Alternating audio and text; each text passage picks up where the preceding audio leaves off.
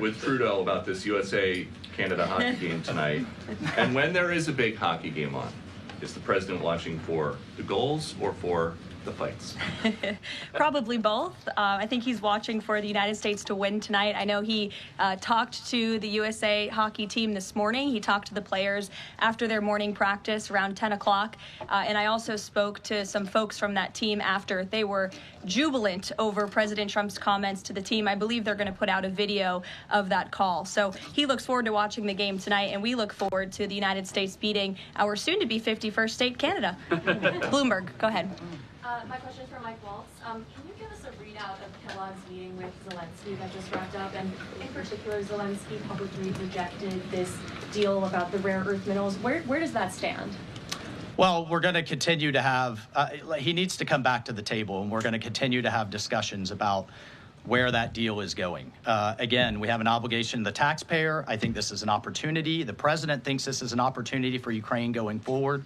There can be, in my view, nothing better for Ukraine's future and for their security than to have the United States invested in their prosperity long term. And then a key piece of this has also been security guarantees. Look, the reality that we're talking about here is it in Ukraine's interest? Is it in Europe's interest? It certainly isn't in Russia's interest or in the American people's interest for this war to grind on forever and ever and ever. So a key part of his conversation was helping President Zelensky understand this war needs to come to an end. This kind of open-ended mantra that we've had under the Biden administration, that's over. And I think a lot of people are having a hard time accepting that. And then the other piece is there's been discussions from Prime Minister Starmer and also President Macron about European-led security guarantees. We welcome that. We've been asking Europe to step up and secure its own prosperity, safety, and security. So we certainly welcome that, and we certainly welcome more European assistance. As I told my counterparts, come to the table with more if you want a bigger seat at the table. And we've been asking for that for quite some time. And has Russia pushed for sanctions in your talks with them? And have you consulted with international partners and allies about potentially rolling back sanctions in these negotiations to end the war? The talks with our Russian counterparts, both with my counterpart, the National Security Advisor, Secretary Rubio's counterpart, the Foreign Minister Lavrov, you know, it really was quite broad, focused on what is the goals for our broader relationship, but very clear that the fighting has to stop to get to any of those brighter goals. And as a first step, we're just going to do some common sense things like restore the ability of both of our embassies to function. And again, you know, this is common sense in foreign policy world. They call it shuttle diplomacy. We have to talk to both sides in order to get to both sides to the table, and both sides have said only President Trump could do that. Deanna.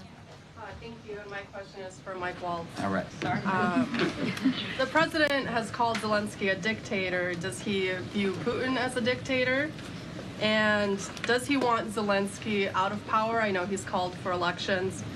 And then thirdly, the head of the Defense Committee in Ukraine's parliament just has claimed that the U.S. has stopped selling weapons to Ukraine. Is that true?